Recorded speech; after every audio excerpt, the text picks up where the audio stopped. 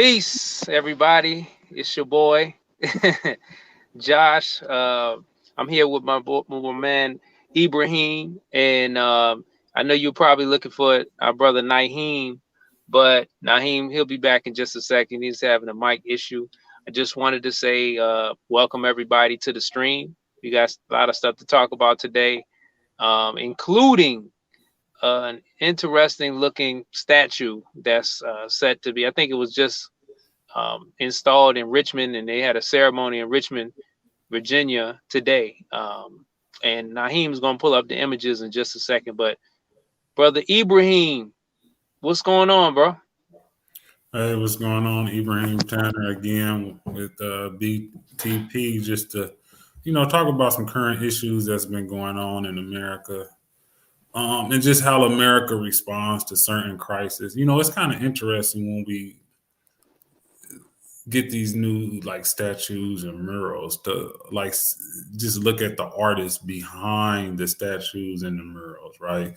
You got the newest one in DC of MLK. You had the big mural in DC of the Mayor Bowser. Is that her name? Bowser. Yeah.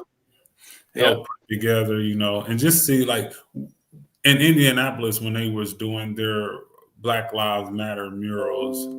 After a while, they started to put out basically and just ask for, hey, we need some Black artists on here, because so many of the murals in the artistry was being done by white people.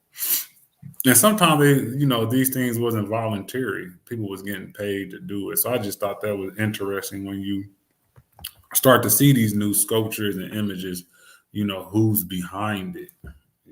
Yeah.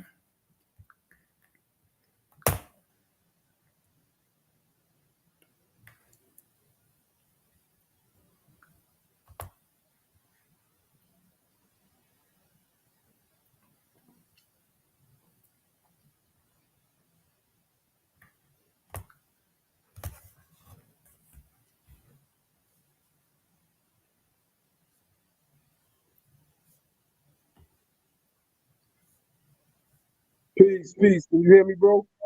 Yeah, we can hear you. All right. Yeah, I'm just having some technical difficulties right now. I'm about to jump on in 1 second, and we could get this thing moving. Peace to everybody that's in the chat. Make sure y'all hit that thumbs up button. Make sure that y'all share the video out. You already know. Let me see if I could. I've lost the. All right. So what we're gonna do is I'm gonna try to go from my phone. Let's see, because I've lost my camera and I've lost my microphone, my headphones, everything, so that we just don't be sitting in here in limbo. Yeah, family, we wanted to come on today. Can you hear me, brother Ibrahim? Yeah, I can hear you. All right. Why am I still not connected to my Bluetooth? We were working through the technical difficulties, family. Bear with us. Bear with us. Things happen. How do I sound, bro? Is it clear? Yeah. Everything's good on my end. Oh, that's interesting. Why am I still not hearing anything in my... I can hear you. I can see you. I was trying to connect to my AirPods, but for whatever reason, it's not letting me connect to the AirPods, which means I'm probably going to have to talk extra loud. Okay, so look. Your audible and visual is good on YouTube as well. Okay.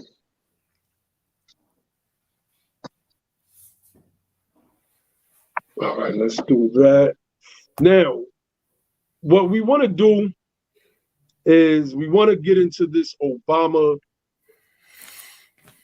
but I'm calling it the Obama statue. It's not a statue of Obama, but when you look at it, let's pull this up. Let us pull this up. Wait, hold on. Let me shout out to all the freedmen that's in the building. Donna C, Jaron 215, KS honors for the contribution to the platform. Asim Majetti says peace to the freedmen. Michael Brown, we have a new member. Shout out to Michael Brown. Peace and blessings, F1, Freedman First Family, Golden Panthero, Tyrone Davis, BTP Cynthia is in the building. Brother Joel Armstrong. Who else? Okay, cool. So they're saying I'm clear, but I'm low. I don't know what's going on. So what I'm gonna do is I'm gonna run through this particular block of our segment, and then I'll try to log back on. So let me share this with the family. Let's reduce that down some. Okay, this is a this is a statue of, and I guess it's a composite. I'm gonna call it a composite freedman, right? More symbolism. So it says an emancipation statue debuts in Virginia 2 weeks after Robert E. Lee was removed. So let us look at the image. It looks like Barack Obama. That's who it looks like.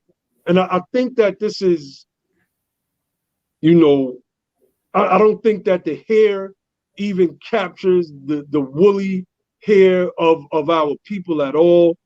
And it's a statue, so, you know, we could split hairs on that one insofar as a debate from observation is concerned. But unmistakably, I believe that this guy looks like Barack Obama. You know, people in the chat are saying it does. Shout out, since BTP Riri is in the building. Shout out to the United Through Life Struggles, UTLS is in the building. So let's get into a little bit of this article. There's a picture in Messenger of the artist. Okay, no, yeah, definitely. I have him. We're gonna pull, because I got him pulled up as well. So I'm gonna pull that up in 1 second. Let's just read a little bit of this. The new Emancipation and Freedom Monument in Richmond, Virginia features two 12-foot bronze statues of a man and woman holding an infant who have been newly freed from slavery. Virginia's Dr. Martin Luther King Jr. Memorial Commission. And there's a reason why we've pulled up the artists, because we believe that it is important to understand that if somebody gets to write our history, if somebody gets to make depictions of us, they're gonna always get it wrong, or they're gonna present it in a way through the lens that is not necessarily a Freedman lens at all. So it says 2 weeks after the 60-foot tall statue of Robert E. Lee was removed in Richmond, Virginia, the former Confederate capital city will become home, I'm guessing, to a new statue. They have a typo. This one commemorating the abolition of slavery. The Emancipation and Freedom Monument, I have a problem with that, because it should just say the Freedman Monument. That's what we would call it, right? Designed by Thomas J. Warren, a sculptor based in Oregon, was installed on Browns Island on the James River in downtown Richmond, about 2 miles from where the Lee statue once stood. Now, what's problematic with this is it didn't replace the Robert E. Lee statue. We want something sitting on the spot of Robert E. Lee's statue, and this is the reason why we have to get more involved. So, you know, it's just giving a breakdown of the statue. It says it really captured what we were trying to do, in that the figures capture the emotion of emancipation. But the people on the base capture who else was involved in the process of fighting against slavery, leading to emancipation. See, we didn't focus on everything else. We simply focused on this Barack Obama-esque statue. It's problematic because Barack Obama doesn't come from freedmen stock. In fact, Barack Obama, when we're speaking of lineage, American lineage specifics, comes from the stock of the people that enslaved our ancestors. When we're speaking of American lineage specific. Brother Ibrahim, you have anything to say to that before I pull this image up of the artist? The only thing that's interesting is they're selling it as a replacement, but it's actually 2 miles away, so it's not a replacement. They just took one statue down, they put another statue up, not in its place, just down the road. So it's kind of a way to accommodate those neo-Confederates, right? We're not going to put this where you idolize your KKK hero, right? We're going to move him down the street. We're going to, kind of segregate. We're going to put him in a different area. I thought that was interesting. That's right. So we gotta fight. Josh was looking up the committee that was set up last year so that they could come up with these ideas and these names. And I believe he observed that there were no freedmen sitting on the council, that it was mostly white folks. But this is problematic for us. And this is why I say that we have to start centralizing ourselves. I guess I could keep that up. We need to start centralizing ourselves.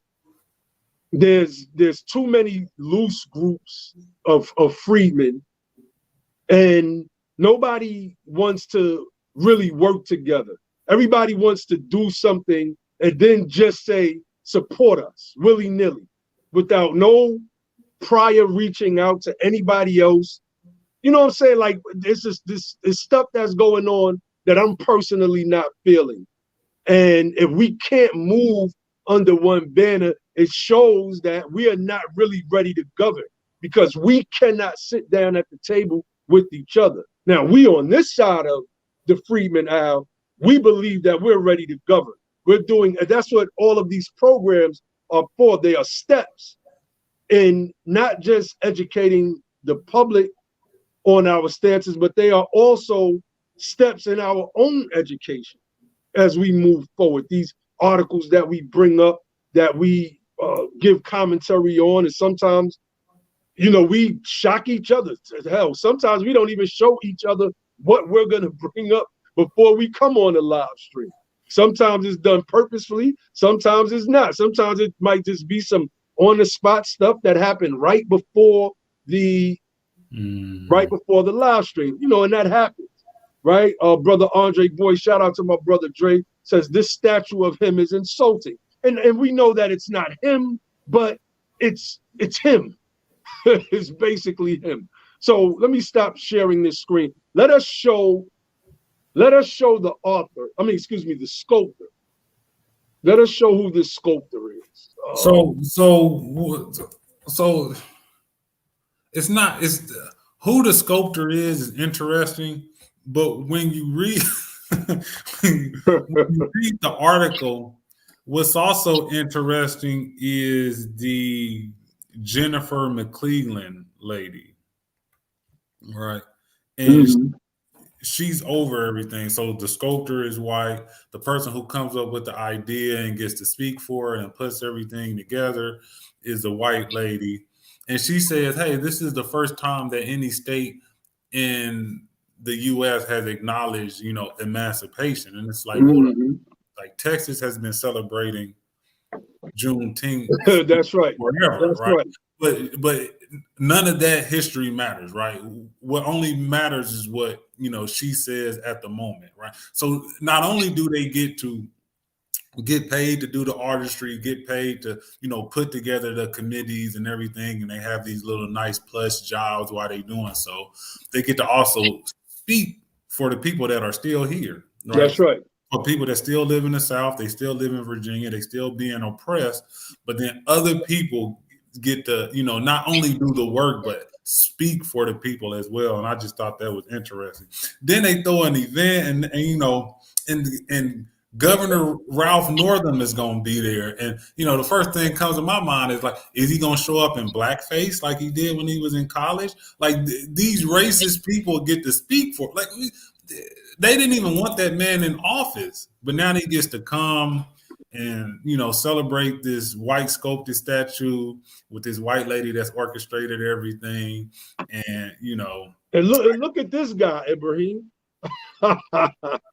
This guy right here that designed the MLK statue. I pulled up. Well, I don't got it pulled up now. I pulled up a whole page full of African American sculptors. That's all I had to do was keyword African American sculptors. You mean to tell me that an African American couldn't sculpt an image of MLK? That an African American, a freedman, let's be more specific, a freedman couldn't sculpt the image of a composite, quote unquote, Negro freed out of slavery, he and his family? We had to, you see, we don't understand the implications of everything that's going on surrounding us. And it is in part due to our political leaders, if it's fit to call them such, and these performative activists, whom I'm going to get to in a few. But this guy here, Lei Yijing of China, with his model of the Reverend Dr. Martin Luther King Jr. emerging from a rock, the stone of hope. See, we wouldn't have did no statue like that. We would have. This is the one they initially put in DC. Yeah. We would have just had a whole carve out of this man standing strong. Period. Like I don't, I'm looking at it now and it just looks different to me. Why can't we just get a big statue of MLK front to back? Why is he emerging from a rock, the stone of hope?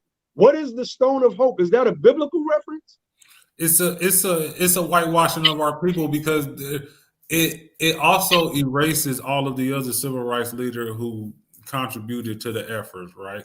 So if it was going to be more than just King, I felt like he should be standing in front of a community of people, like not in front of the rock, right? He specifically advocated for a certain group of people, but when you have what's called Master Lee Gibson, I believe that's his name, he doesn't get everything that goes, like it's just work for them. And that's why they give it to State Senator Jennifer McClellan to do what you call the Obama. He's a clean cut slave. I'll put it like that. He looked like he ain't been through a lot of trials and tribulations. Yeah, the statue. He's definitely a clean cut freeman now. But when you commission these people to put these committees together and put this work together, it doesn't tie back to who they are. It doesn't tie back to their people. They put a lot of meaning into these Confederate statues. We what the daughters of the Confederate put into their patriarchal heroes. That would be counter to what we would do, because we have a familiar bond and a community bond. In a country where you don't even get to tell your own story, right? Like we're basically a being with like no eyes and no ears. Like we can't speak and no mouth. We can't speak for ourselves. We can't communicate for ourselves at all. We just hear, That's right. That's right. And it's unfortunate that we have to continue this cycle. So, I thought that it was important for us to bring this up to the family today. I don't know how good y'all can hear me. I'm as y'all can see, I'm broadcasting from my phone, but we need to talk about these things. We need to have an understanding that we are so politically impotent as a people that even the Congressional Black Caucus, and I showed this on the live stream the other night, they're championing for the rights of undocumented workers. They're not even championing for us anymore. They've been giving up on us, the Congressional Black Caucus, that is. Where are they in the fight for our people in Louisiana, many of whom are still struggling with power outages and food, et cetera, who got relief weeks after Hurricane Ida's landfall August 30th? Where were these people? You see, I don't understand. Now, because we have an issue, we were on earlier, the bros and I, and we were talking about people like Joyanne Reed.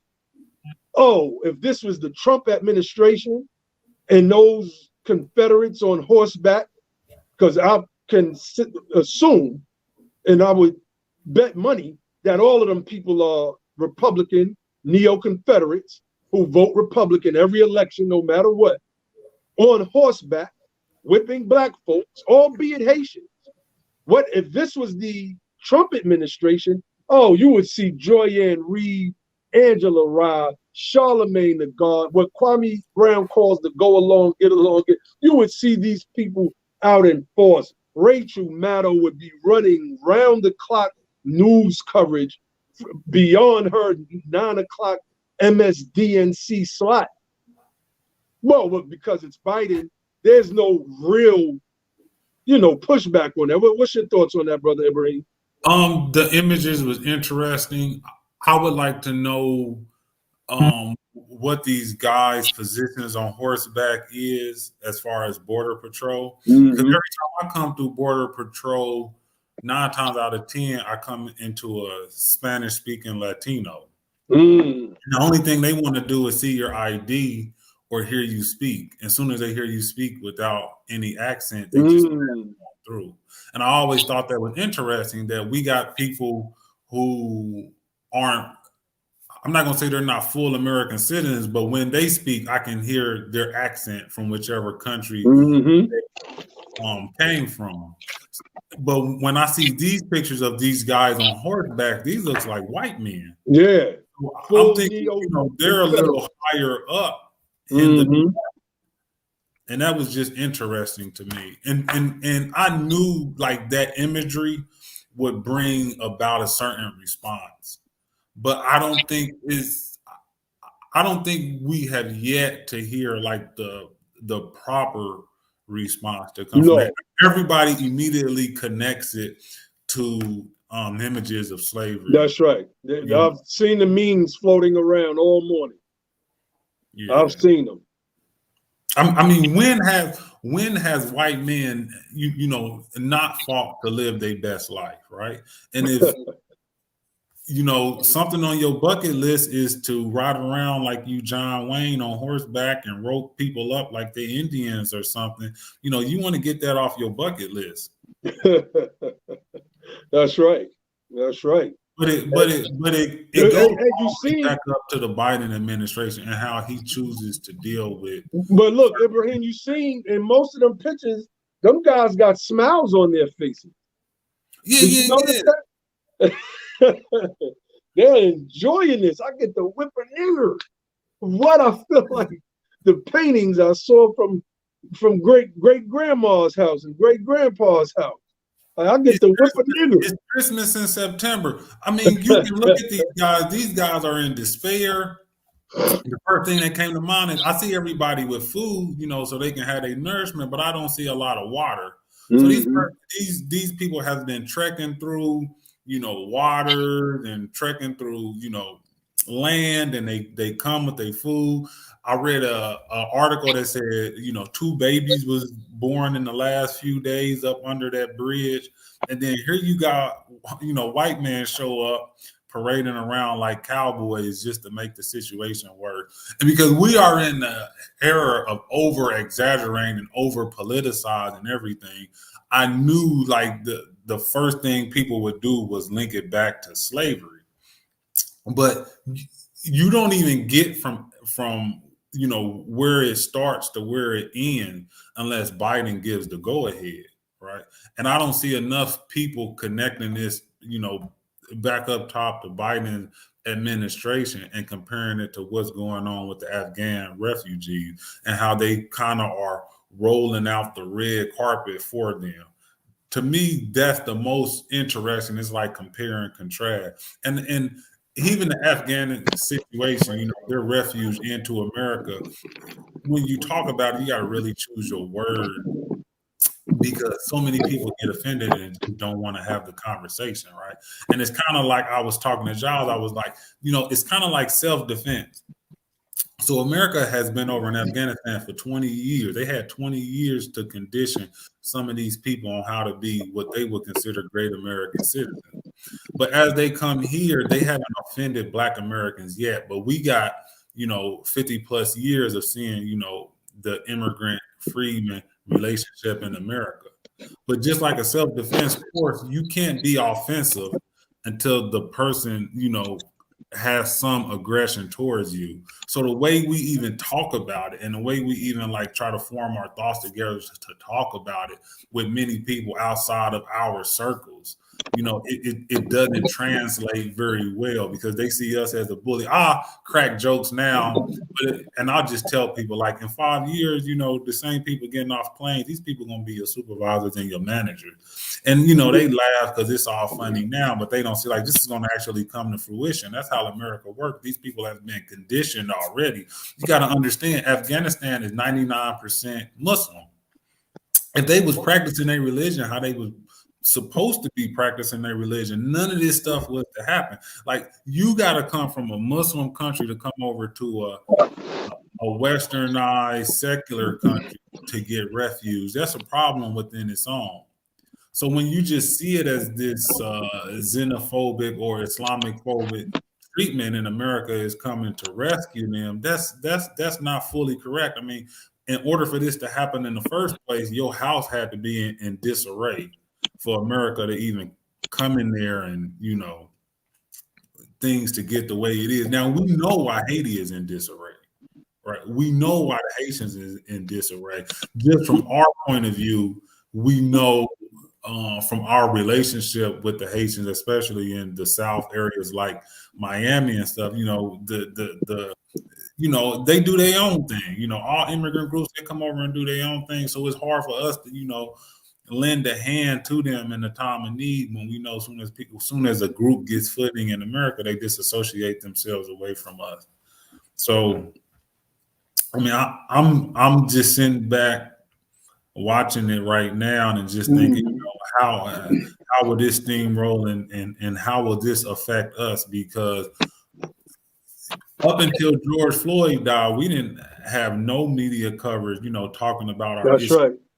At large. I mean, look, Ibrahim, this Haiti thing to me becomes the perfect distraction, man. To me, how do you get people off of Afghanistan? And the eventual replacement that has been systematically going on with the freedmen for the past several decades. This is my belief. This is my conclusion, right? And I'm gonna pull up some things. Right? First, I want to, because I spoke about performative activism earlier. So, how is my audio coming through, Ibrahim? You good? All right, because I'm using my phone for audio. Something is wrong with my mic. Now it's time for a whole new setup anyway. So I've been. Well, you good on my end. Somebody on YouTube will have to. Oh yeah, you're right. You people in the chat, let me know, man, how my audio is coming in. Either way, I'm gonna have to make do with it because it's not working out good. So I want to pull up Tamika Mallory. Okay, I'll just think of these people are scam artists. I think that they know how to they're already politicized. They already politicize a lot of the things that happen with us as a people, but they are master grifters. So they know how to plug in to the grip and how to make it coincide with messaging of the Democratic National Convention. And somebody gotta be bold enough to critique Biden in public, because I haven't seen anything from Joy-Ann Reid yet. And I'm not saying that she won't say anything eventually, but had this been the Trump administration, Joy-Ann Reid would have been going crazy. So let's pull up Tamika Mallory's page. So we start from, what's that, hotels? No, we're not starting from hotels. So we have Haiti, 1, 2, 3, 4, 5. So let's go through these posts real quick. I opened Instagram for the first time in about 10 hours and see white men whipping our Haitian brother. Okay, let's go to the next one. Our Haitian family being whipped is no different from George Floyd being choked of his air supply and murdered. Let's pause there. Brother Ibrahim, please give us some commentary on that. So far, no Haitian person. Wait, hold on, bro. Your mic sound crazy.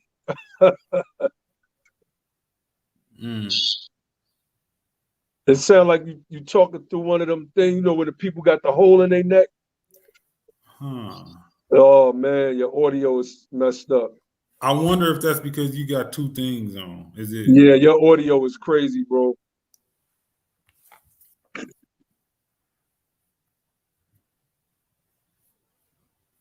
Yeah, all right. Well, while the brother is trying to fix that, I'm gonna just speak to it a little bit. When you have charlatans like this, performative activists like Tamika Mallory trying to shape the narrative in the mind.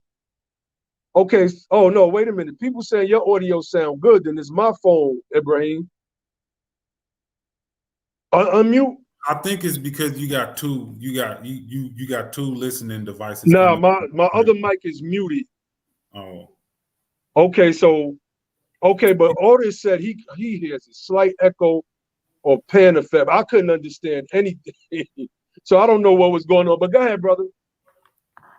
No, I was just gonna say it's not an accurate comparison, because still till this day they haven't proven that the $20 bill was counterfeit. So, and it's we're talking about a year or so later. So if that bill was counterfeit, or if they found a marijuana joint in his pocket, they would have let us know by now. So he didn't do anything illegal that we know of. This was an innocent man that was accosted by the police and that was murdered. What you have with the Haitian immigrants is it's legal according to if Biden allows it to be legal, and it's illegal when Biden says it's illegal. So certain people can come across the border and they can, get fixed in the sanctuary cities, and Biden said that's okay. Certain people end up in cages with aluminum foil looking blankets, and they'll just figure that process out later. And then some people get put up under a bridge, and white folks get to cross out things on their bucket list after they chase after them. And Biden, these people were told, some of them was told they were going to Miami. So even the way they got them on the plane was disingenuous, right? But for Tamika Mallory to come behind and compare it to George Floyd, I personally don't see the comparison here. You're talking about somebody who was doing something legal to somebody that was doing something as far as the federal law is considered is illegal. Somebody who died doing something legal. Somebody who was aggressively acoustic, but they were doing something illegal. So that just comes when you're doing something illegal. If we're just going to use, correct terminology. So the comparisons is all wrong. And that's what I don't like about it. The comparisons is all wrong. But everybody anchors their struggle into freedmen. Because if you can't anchor into freedmen, where would you anchor it in at? How would you galvanize and get empathy worldwide and get people to pay attention to what's going on if you can't anchor it into the greatest atrocity ever committed in America? So she's being disingenuous. I'm interested to know like what her background is. What's the White House speaker's name? She's Haitian, right? She's been mute on this the whole time. Jean, what is her name? I think it's like. Let me see. I know you. The one that Simone Sanders thought she was gonna get that job. That's right. No, you go. You know, and remember, Kamala Harris has championed herself as the immigration shero. She's been silent on this. Joanne Reed's been silent on this. AOC, you know, with all her theatrics, to me, her and Little Nas X, you know, he's like, you never know which one is going to grab his attention with, you know, some outrageous ploy. But, you know, she's been silent on this. So all of these immigration activists have been silent on this one. Karine Jean-Pierre, that's her name. So this is interesting. So she's earning her access to whiteness right now. Like shut up as we oppress your people, right? Mm-hmm. In the most horrific way, right? Don't say nothing. Like pick your side. Let us know that you down with us. It's in the end they're gonna discard her anyway, but that's just interesting. The trauma you gotta go through to be, you know, close to whiteness, close to power, right? It's the get out effect. So, I mean, you know, I'm as you were talking, I was actually commenting on this post. I'm tired of this crap. So that's the second one. Here's the third one. Serious effing question. Where does one buy a real whip? What brand sells them? Who made a purchase order for whips? Some saying they are the horses' reins that these neo-Confederates are using to whip. You know, that's neither here nor there. The purpose is how many posts. Okay. Oh, this is what we really wanted. Our name in the newspaper so that we can make a post to make it seem like we're really doing something. Tamika Mallory slams Biden administration for Border Patrol whipping Haitian migrants. Y'all are responsible. The buck stops with them, Mallory said of Biden and Vice President Kamala. Go into this article to see if she actually critiques Vice President Kamala. We'll pull that up. We'll pull that up. We're gonna pull that up. Then this is the other image of the Haitians on the border. I can't sit still. I have to go as close to this area as possible. I just can't sit still. So let's wait. No. So a story about people under bridges while you pull the other article up. Well, I'm not. I just want to pull up one thing real quick, Brother Ibrahim, and go in. This is the only post that she did on Hurricane Ida. This is it. Relief game.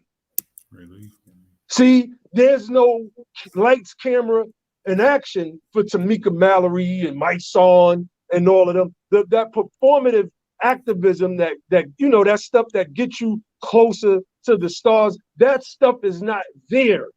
The stuff that gets you Cadillac commercials. The stuff that gets you Cadillac commercials is not in or with the plight of our people that are suffering down in New Orleans. I was trying to find a picture. I don't even have to pull up any of the picture, but these are the people that's in our way, family.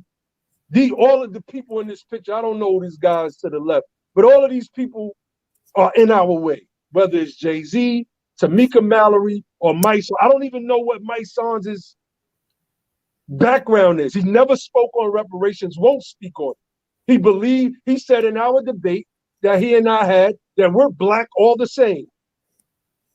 So if that's the case, then why is it that we are being ignored in our own country? And now Tamika Mallory wants to go down.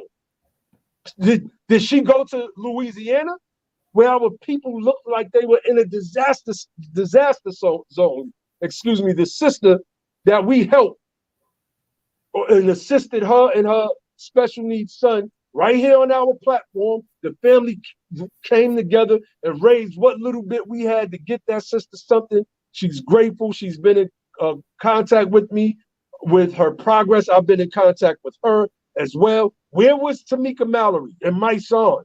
Why weren't they on the ground in Louisiana? Where's Hove? Where's all of these people at for our own people? See, there's a huge spotlight on what's going on at the southern border of Texas right now. Mm-hmm. You know, black people under the bridge, black people under the bridge, black people under the bridge. When I first went into Dallas, it was about 6 years ago. And as I'm getting, you know, close to the bridge, I see all these like tents and people moving around and things. And I'm like, what's going on under the bridge? Like they got to be having some type of event under the bridge, right? Just all these people up under the bridge in Dallas. And the closer I get, it finally dawns on me. This is a homeless camp. These people that's camped under the bridge in tents. Nobody goes to see those people. And when I mean nobody, I'm talking about, you know, black celebrity that, you know, chases cameras like our certain attorneys chases ambulances around.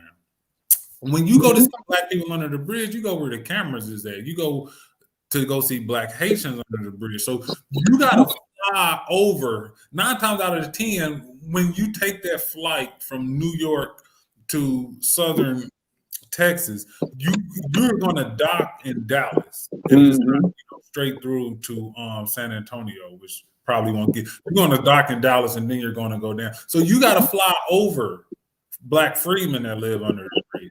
Then you can go deal with the black Haitians under the bridge.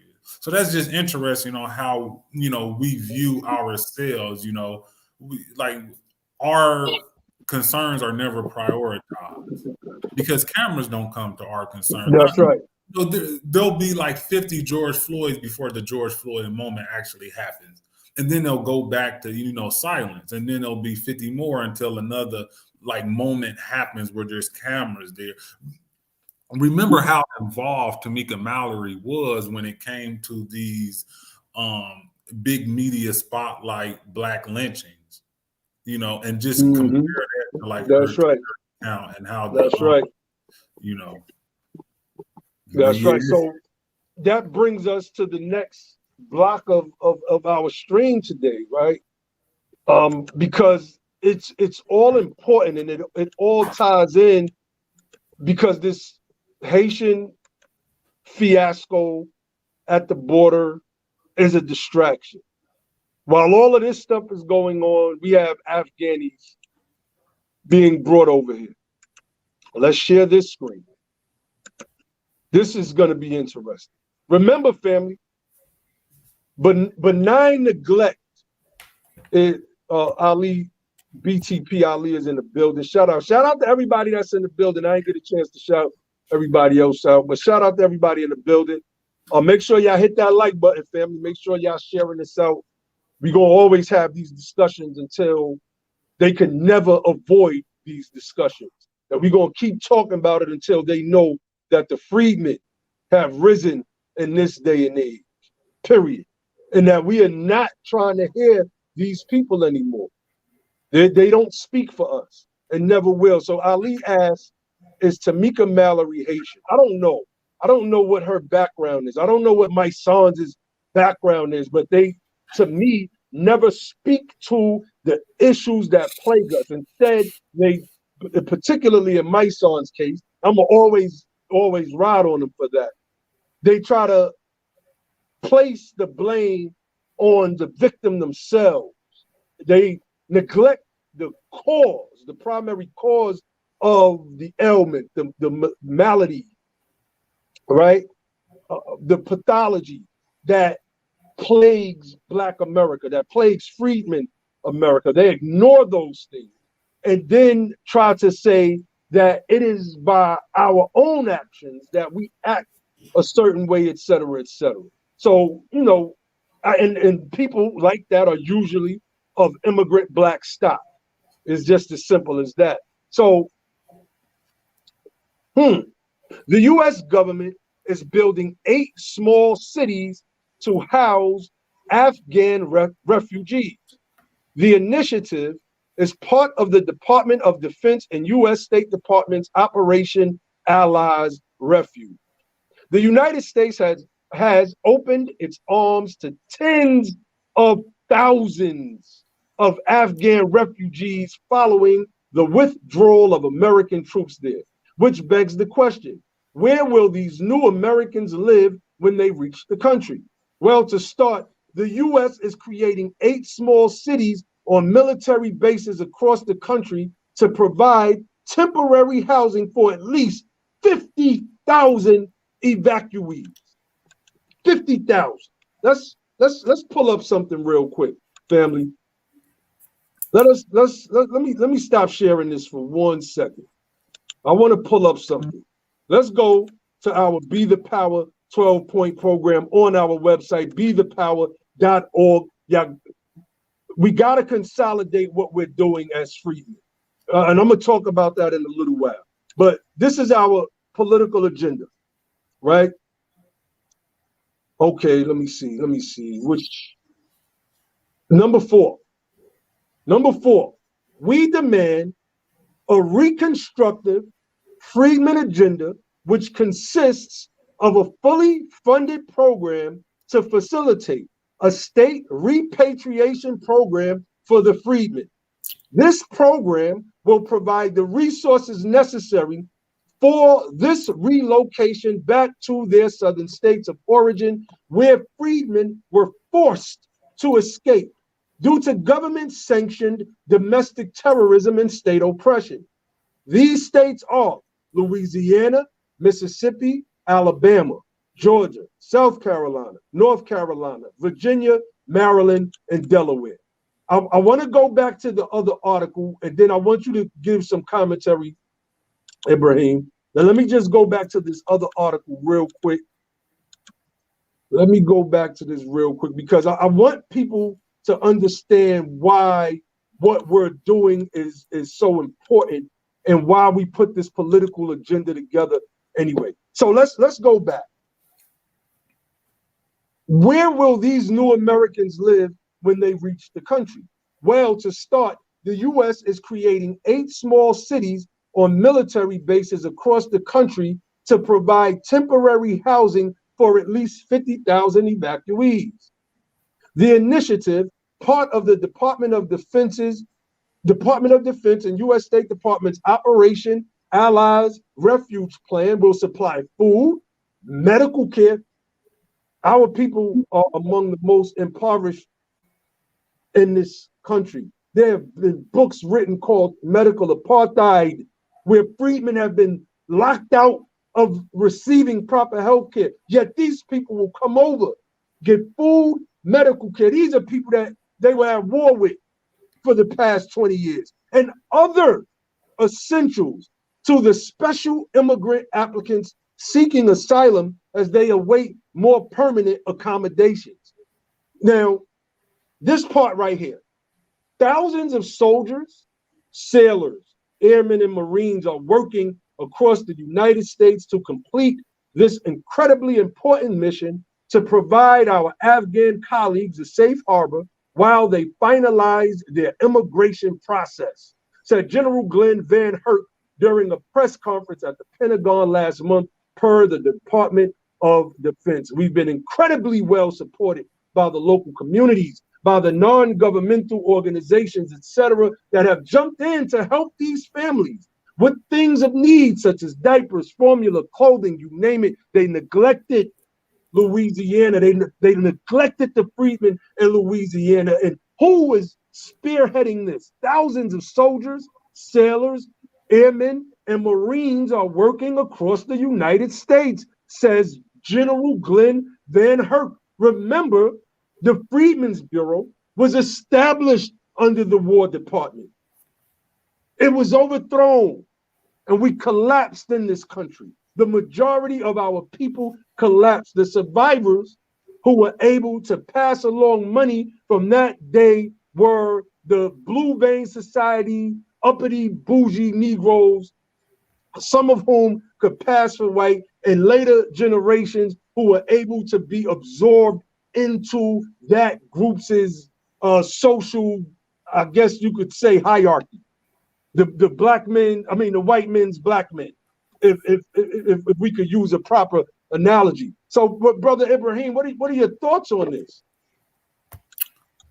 Okay, so when you look further into this article, the thing that popped out to me was after they spoke about where the people is going to be, and one of them is Camp Atterbury in Indiana. They said each installation is headed by an officer or mayor alongside an Afghan leader who can relay any issues communicated by refugees. Right. So the Afghan refugees who's brought over here, they already have representation. They already have, somebody from their country that's looking out for their best interest. And that's just interesting as we think about our own situation. Before COVID, half Black America, but mostly us freedmen, was 40% of the homeless, 50% of the homeless with family. In Indianapolis alone, we have 83 million in unpaid rent. Whites in this city are about 75% homeowners. Blacks is about 35% homeowners. So most of that unpaid rent is us. You just in the eviction moratorium, and a lot of people have to just find housing, and have to find housing wherever they can find housing. I have no issues with the Afghanistan people and people that's helping them. My issues is more of with our Black Americans, with our freedmen and the institutions they run, galvanizing behind the immigrant leaders and helping them before you help your own people. This sense of tribalism, we just don't understand it. We just don't get it. And then the Islamic community is help them because they Muslim, help them from where they come from, help them. And I'm like, you can't help somebody else until you help yourself. Go outside, look around in your community, go into the African-American community in your city, look at the people, look what's going on, look around, look at the infrastructure, look how many people have cars with damage on it or don't have cars at all, look at the bus stops with no covering, go under bridges, look at all the freedmen people, living up on the bridges, especially if you live on any coastal state, right? They groups and groups of freedmen up under bridges. And that's where your help has to go to. I'm not saying that the Afghans don't need help, but America has it as if they just replenish the immigrants, right? Because capitalism needs a new crop of people to do the work for extremely underpaid wages that people in this country who's established won't do because it won't afford you a life that you can live in America. But if they can get these new subsidized people by the government in, and that's the ploy, in this Afghanistan's now, it'll be somebody else next year and the year after that, it'll always be somebody else, and it'll never be you, right? And this isn't sexy. This isn't where the media comes, but when you have these celebrity activists who follow the cameras, it's most important to highlight your issues, right? And stand on that soapbox until the cameras come to you. And if the cameras don't come to you, oh well, but that's your job as a freedman, right? That's your job as a community member. Okay, if the cameras is over there, the cameras is still over there, but we got work to do in our community.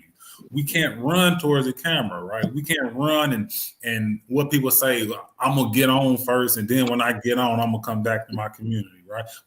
We got hundreds of years of that. It hasn't worked yet. That's right. Well, the only time you come back is when you get broken, right? When white supremacy discards you, that's when you come back. Nobody gets on and comes back, and because when you come back, you're still not your own man. You're under the thumb of white capitalists. That's right. For me, it's just real hard to see, and I don't think our people, we empathize so much. We've been through so much, but that's our strength and it's our weakness, and it's used against us. Indeed. Brother Avery said, "How do we give to the channel?" Cash app $ be the power. You can look to the links in the description. You can donate via the United Sons and Daughters of Freedmen website. We also have a PayPal link that's in the description as well. Of course, we always pushing for promotion of the platform, man, always. So if you can give, please do. As you can see, the conversations that we're talking about is not centered around us as personalities or individuals. It's centered around us as a collective group, our own tribe, the freedmen. So I want to pull this article up of Ibrahim, because you have asked me about one. I don't know if this was the one that you were talking about, but it goes to show either way when we're touching on the homeless population when it comes to our people in America. Let's process this. Let us process this. This is from a website, endhomelessness.org. Most minority groups make up a larger share of the homeless population than they do the general population. So they gotta always break it down that way, because it looks so bad for our people that they always have to add Miss Ann Brown. And for those of you who are not familiar with BTP's terminology of who Ann Brown is, it's when every time we're speaking of issues for our people, they have to say black and brown. So Brother Josh came up with a term called Ann Brown, right? So, that's something that we say among ourselves. Miss Ann Brown done entered the conversation. So, but this graph is clear. African Americans, look at it in proportion to our population.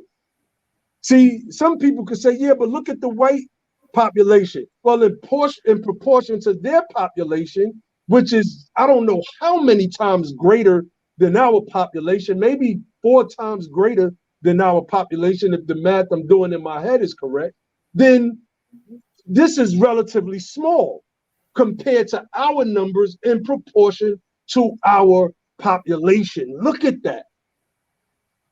Look at that. How is it that we can represent the largest portion of homeless people in this country, and America is doing nothing about it? Number one. Number two, they are bringing Afghan refugees over here and building 8 little cities for them. And the OG Otis, let me pull up his comment again, because he said something vital. And what the numbers that I read about how many people that they're bringing over here. He says, so on average, 4,500 to 5,000 people in many power centers. That is a great way to look at it. So that's why I brought up point 4 of our political 12-point program, having the government assist in our relocation. If you can do it for Afghanis, you can do it for American citizens and your citizens, the freedmen, the people who built this country, the people who made it possible for the United States of America to even have the greatest military force to go invade Afghanistan in the first place, and then bring them over here as some form of reparation to them, while we still get nothing. We have to fight, period. We got to fight, family.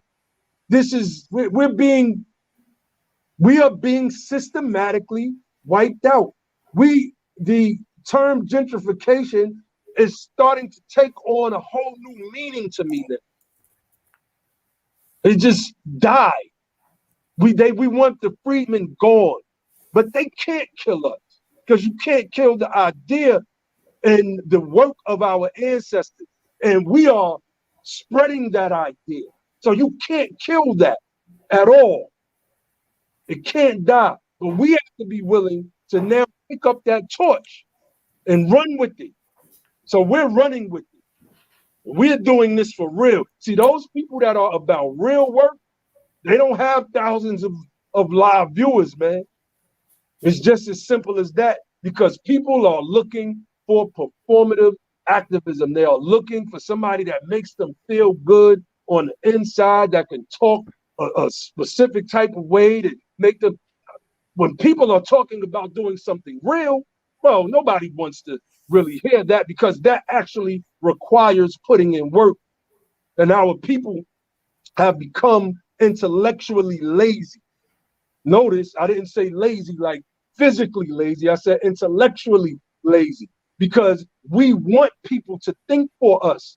That's why Tamika Mallory could make up a lie and say that the people, the Haitians being whipped at the border is the same as George Floyd getting the life choked out of him. And everybody's amen to that. No, not amen to that. Everybody should go on that thread on Tamika Mallory's page right now and bomb her for that statement. Period. Yeah, brother Ibrahim, what you got to say to that, brother? So that graph was interesting, and I just wanted to make a point that we're not fighting against Afghanistan. We're not fighting against Latino. We fighting against the American immigration system and who they choose to prioritize and spend their resources on. You know, and you know, when you look at all these groups, right, and they spoke about the homelessness, these groups have classes, right? These groups have classes. There's a casino in Wisconsin, it's called the Ho Chunk. And the Ho Chunk is Native Americans. And when you graduate, and if you're in that tribe, and there is some type of DNA testing or something they do, upon graduation, you receive $200,000, right? So these are 18, 19-year-old kids that graduate, they receive $200,000 a piece. And it doesn't matter how they spend it. A lot of them say, hey, I want this sports car. I want this. I want that. Many of them, you know, they go out and buy drugs and they party themselves to death. Nobody said, like, it's their money, spend it how you want to. Also, you know, they got land, right? So when you speak of their homelessness, you know, I got an option. I can go back to my land. No matter how rural and poor it is, I own, you know, that land. It's just interesting how people try to compare that to our situation, right? We basically in America just pedal on water. We have, you know, nothing. And our concerns and our issues get overlooked. And not only does it get overlooked, it gets overlooked by us. You know, we overlook our own issue. And to me, that's a major problem. You know, we're not even in a position where we prioritize ourselves. That's right. When when you allow people to like tell your story and you're fine with that, when you allow people to like dictate how you move and stuff, and I just thought that, you know, this stuff is interesting, and that, you know, that brings me to the famous quote by Dr. Carter G. Woodson, right? And he's just talking about, you know, the psyche of our people and how we see ourselves as lesser than in a lot of ways, you know. And he says, you know, when you control a man's thinking, you do not have to worry about his action. He will find his proper play and will stay in it. You do not need to send him to the back door. He will go without being told. In fact, if there is no back door, he will protest until one is made for his use. His education demands it, you know, and when I see from our Black institutions, our education demands that we put the Afghanistans first over our people in the Gulf Coast. Not only did they get, you know, afflicted by Hurricane Ida, but then they had another tropical storm come and dump a whole bunch of water, you know. So as you're trying to, you know, rehab your homes and get your roof and dry your stuff out and, you know, savor what you can, you get more catastrophe placed on top of that. I didn't see a lot of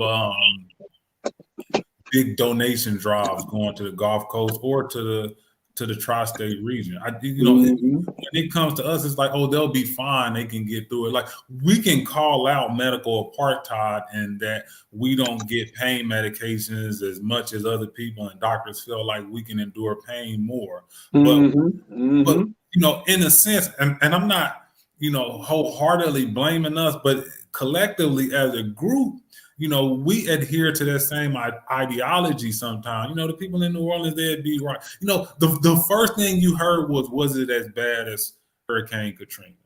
Hurricane Katrina was the worst catastrophe that could ever happen. That's right. Like, so because it wasn't as bad as Hurricane Katrina, like, what does that mean for people in the Gulf Port? Was it as worse as the worst, like one of the worst catastrophes that's ever happened in America? You got to understand, Hurricane Ida was the fifth strongest tropical storm That's right. in England. And That's right. It wasn't Hurricane Katrina. So I wish we just empathize with each other, how we have been trained and educated to empathize with others. That's right. And you know, we wanted to do a pop-up today because we wanted to bring attention to that Obama statue, or that Obama looking statue. They just found a way to honor this man, in my opinion, and tie him into the vine, into the Freedman vine. He's not of the Freedman vine. And we gotta be clear on that. And that's why I put that link in the chat to that Tamika Mallory post. Let's go bomb that thread, family. Let her know that this is unacceptable and that we will not let her use the murder of George Floyd to be some intersectional springboard for other issues. If George Floyd, if he was passing off a counterfeit $20 bill, that goes to show the poor economic positionality of the freedmen here in the United States of America, period. And that's if. It's like Brother Ibrahim said earlier, we still don't know if it was a fake 20. I've not heard anything about that $20 bill since. He's from Brother George Floyd was from Southern Texas. So, you know, that's in the same region that these immigrants is around. And he caught hell in Southern Texas. So much that he had to migrate, you know, north to Milwaukee to try to get some relief. And in the north, he ran into white supremacist Derek Chauvin. So like we're always under pressure. We're like white supremacy just has this grasp on us and how we move in our lives, and we're so marginalized. We need as much help as we can, you know, always get. Even when we think we're doing good, we not. Brother Gerard said that Tamika Mallory made the comments limited on that post. I think that's what he's referring to. If that's the case, that's crazy because I commented on it. She already knows who I am from my debate with Myson. So one of the things that they tried to do because I was speaking about disaffected Democrats in the debate that I had with Myson, I said that people like you are the reason why our people are becoming disaffected Democrats. And they tried to clown me once I got off. Tamika Mallory was in the chat talking about, you could tell a brother ain't know what he was talking about. He said disaffected as opposed to dissatisfied.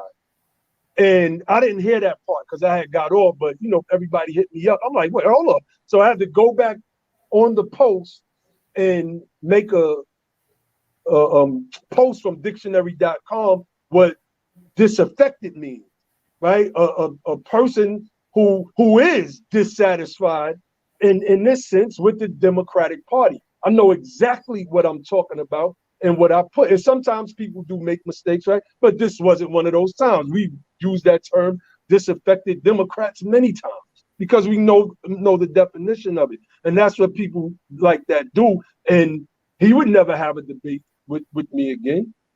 He would never have that debate with me again about blaming black men for the problems of our people.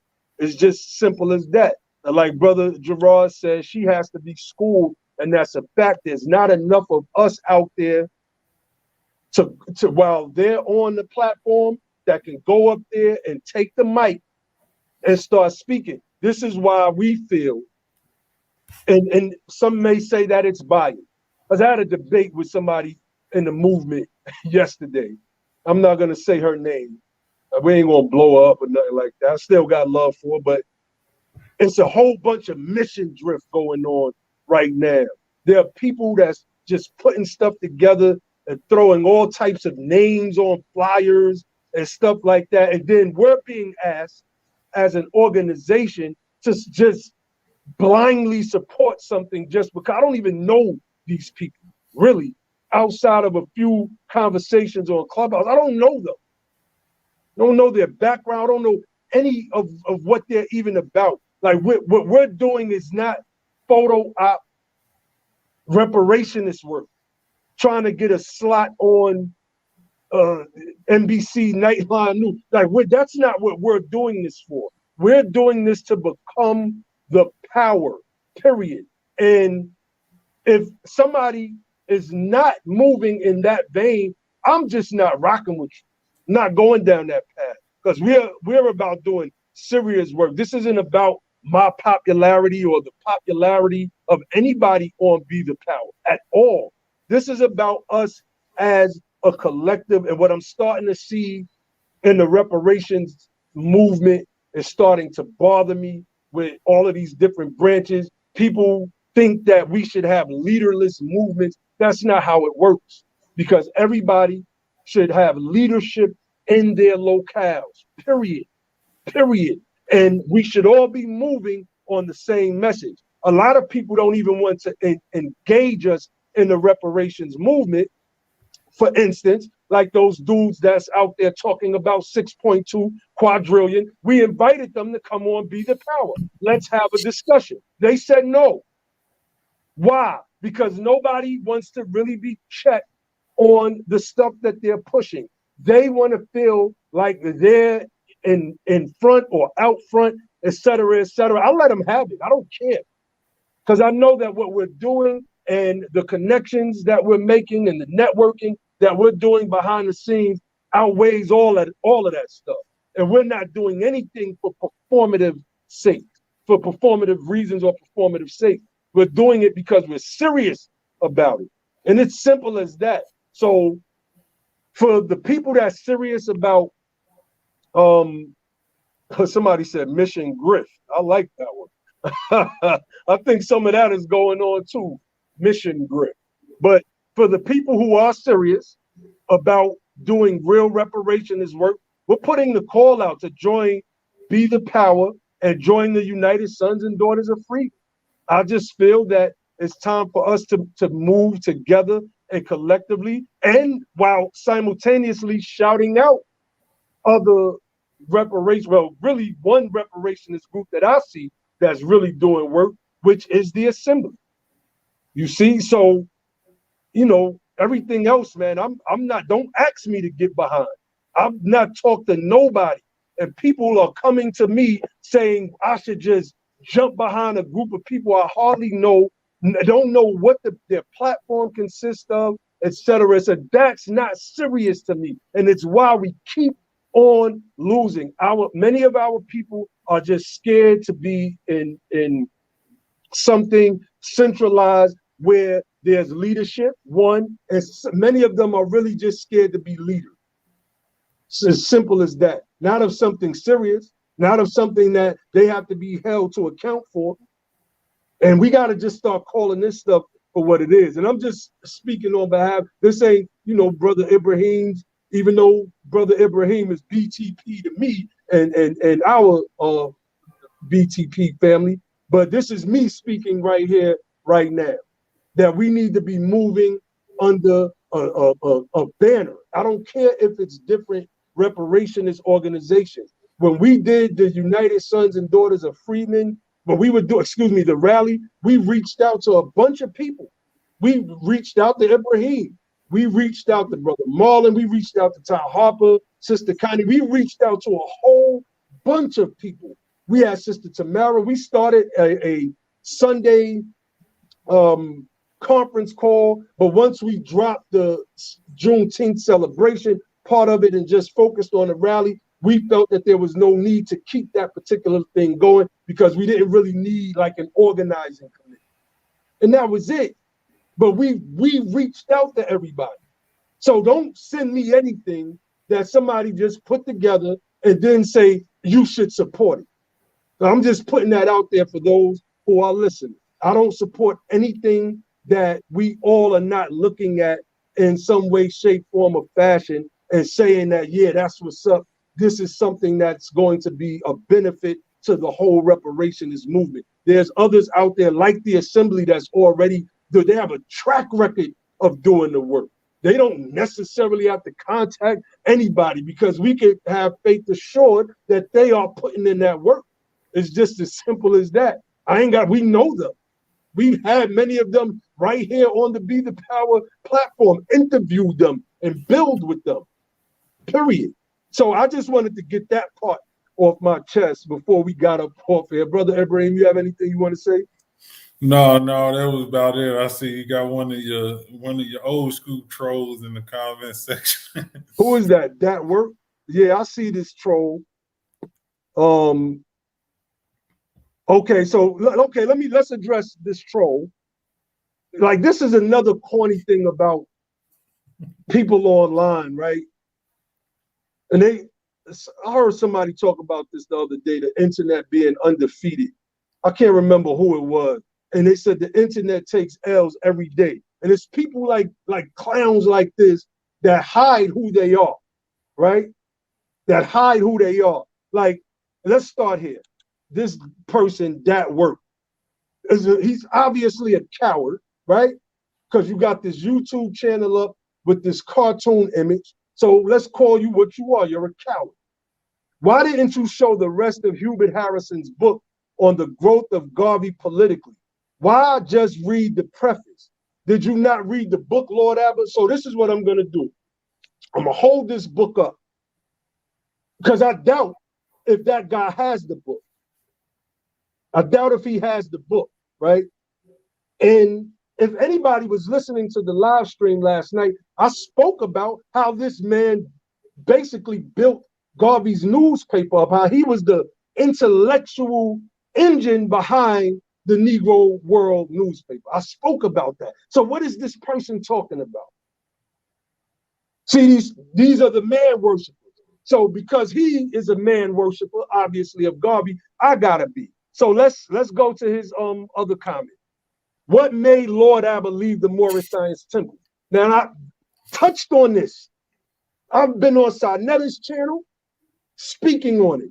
I got a whole video on my Facebook page with me speaking on it. I spoke about this on Be the Power on so many occasions. But this coward that hides behind a Mr. Potato Head meme or whatever the hell that is wants to come on here and question me.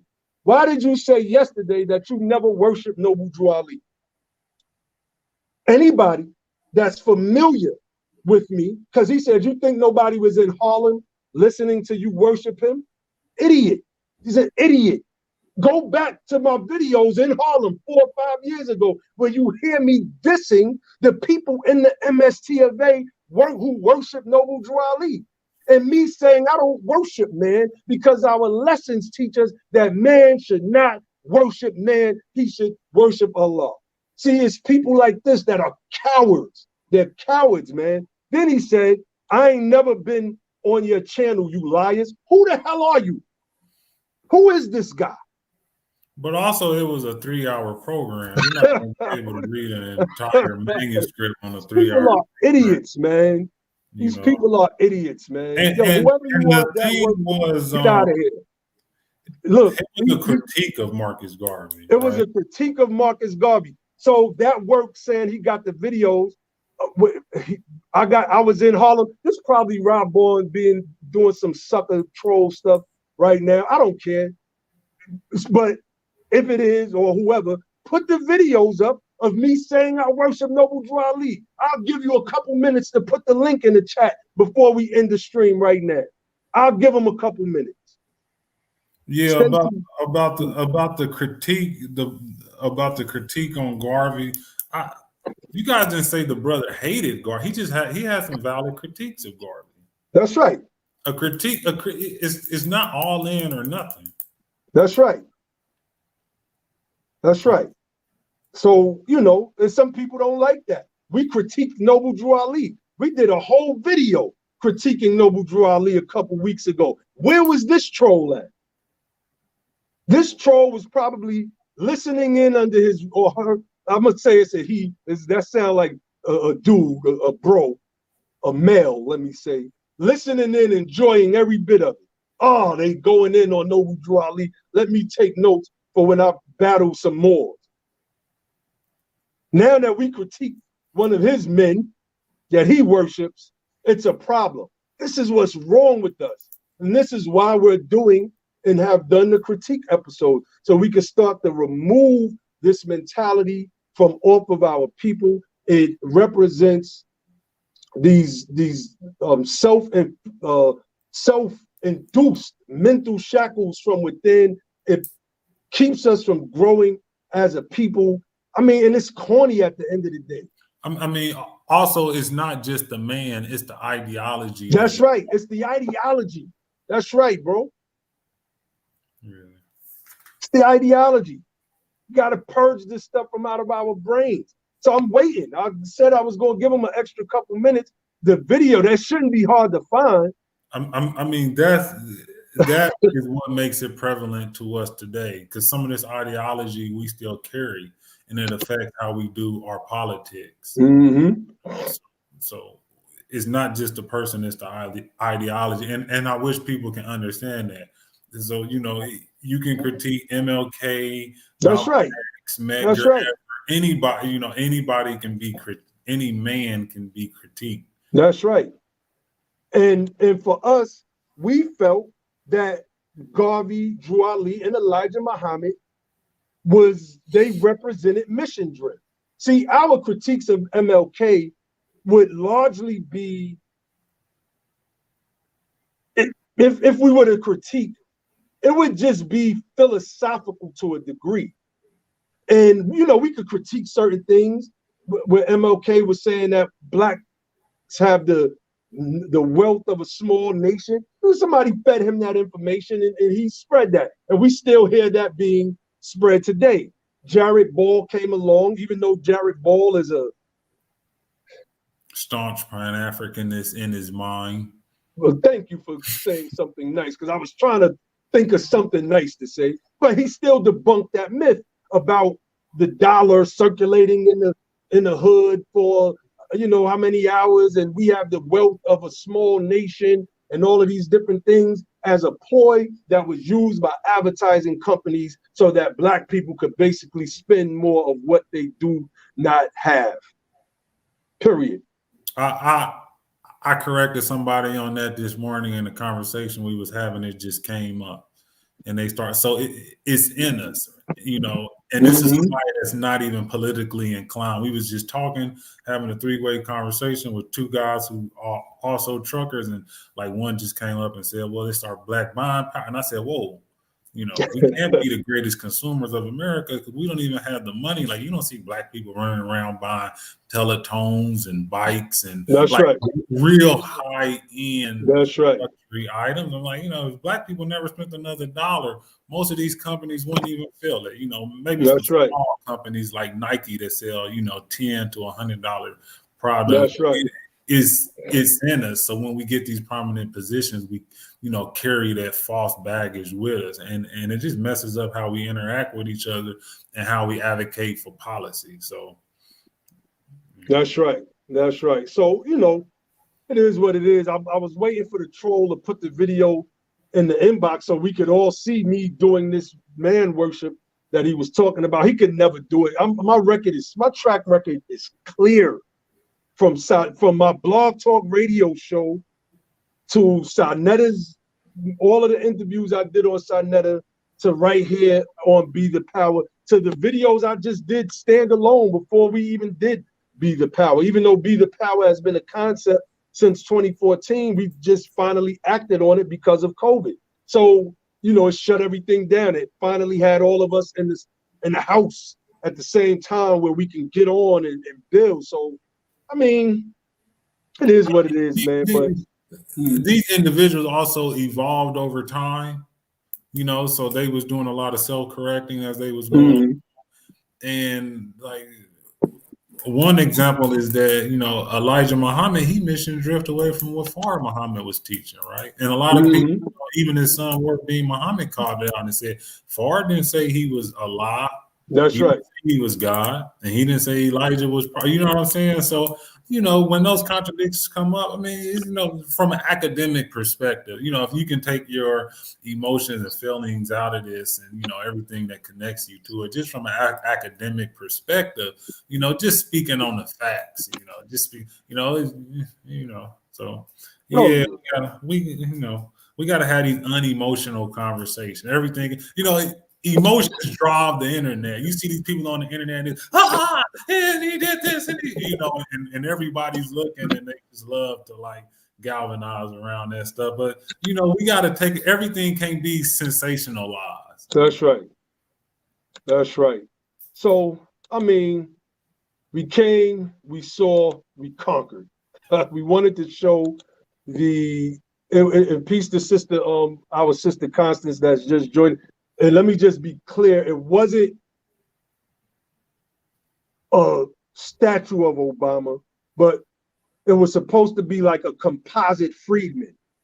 And it appeared as if this white sculptor, not centered in our lineage or our struggle, or to me, anything relative to us, but I guess besides sculpting, created an image that looked eerily similar to Barack Obama, which I have it in the thumbnail of this video. So, we wanted to speak to that because it's just, in our opinion, another form of erasure of our legacy as freedmen in this country. But man, we are on the rise right now. And there are some people that are hearing our voice, and they are starting to distinguish us from all other groups that make certain claims because they have to. Because freedmen is on the records in this nation, not no acronyms, et cetera, et cetera. And really, that's not even a shot. That's not a shot. That's just the honest, cold, hard facts that the freedmen, a name that many people have been hearing more and more often as more of the history of our people is being uncovered, is starting to be so prevalent in media and social media and in documentaries, etc., that it is inescapable. So when they see a group calling themselves the freedmen again, somebody's watching. You best believe that. And I don't like to do the conspiracy theory stuff, but I believe that somebody's taking note, that these guys are gonna bring back those bills that I was reading from last night. I mean, excuse me, the night, I think, was that the night before?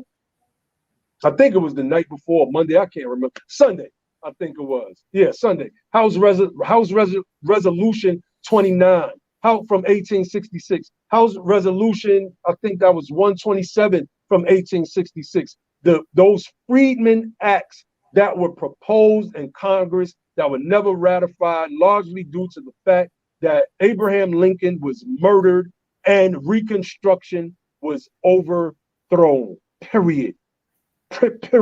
So, we came on, we wanted to touch on these things. We touched on Afghan, the United States of America. For those who missed it, our government is building. Let me put this link in the chat again. 8 small cities for Afghan refugees, while we are demanding that the federal government assist us in our move back south. See, because we can have small cities in Mississippi, in Georgia, in Alabama, in Louisiana, and get the same thing that those Afghan refugees are receiving. Matter of fact, can get more, because we know how the money system works now. We had the great grandfather of modern monetary theory right on BETHEPOWER about 2 weeks ago in Warren Moser. The jig is up. This is, in my opinion, and of course I'm going to talk like that because it's our channel, one of the most powerful channels on YouTube, hands down. We don't got the viewers and all of that a lot of those other people have, because a lot of people still like drama. They still like to be entertained. And that's just, some of it is a part of human nature. The Roman Colosseums is a good indicator of that. And in many ways, in 2021, we still see that, and it's still a part of our people, and those that understand the laws of power, the charlatans, etc. They know how to create compelling spectacle. And as simple as that. So we are going to get up out of here. Brother, did you have one more thing you want to add before we left? No, that's pretty much it. Appreciate it coming on. Honest, bro. Again, you BTP. You could come on anytime, brother. In our opinion, you know what I'm saying? But I don't know how you feel, but to us, you BTP. So look, family, go to our website, bethepower.org. pull up our 12-point program. One point of note is that our reparations 101 page it shows distorted in Google Chrome. But if you open it up in Internet Explorer, it shows perfectly. I don't know what it is. I don't know how to fix that, but we're going to migrate that site into a WordPress site that I had been set up like last year. And because of time constraints, I just threw it on the Wix site. So we'll have that fixed up, and the United Sons and I don't know, we might leave the United Sons and Daughters of Freedmen site on the Wix platform for now. But the Be the Power platform, we're gonna migrate that over to the WordPress site. So, peace to the family. Y'all know the motto of the platform, which is don't just fight the power, become the power. And then and only then will you have the power to make a change. And with that, we say peace. I gotta remember to keep my intros and outros and all of that queued up. We ain't have them since we've been on the channel. So peace, family.